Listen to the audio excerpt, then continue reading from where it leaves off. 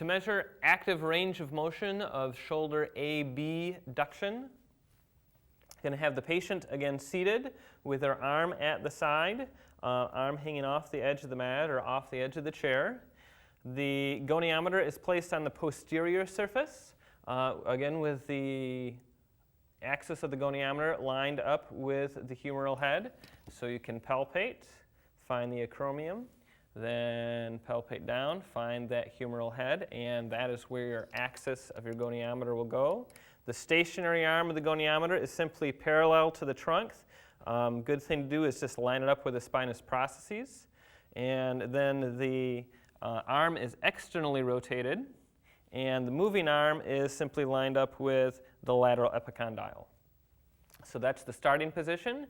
Ending position is, can you bring your arm up and over? Okay, and keep it way back here. There you go. Again, palpate for that head of the humerus.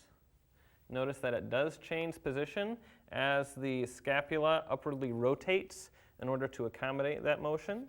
And then line up the stationary arm with the trunk. Try to avoid any lateral flexion in the trunk. Line up the moving arm with the lateral epicondyle. And in this case, we have about 0 to 140 degrees of shoulder abduction.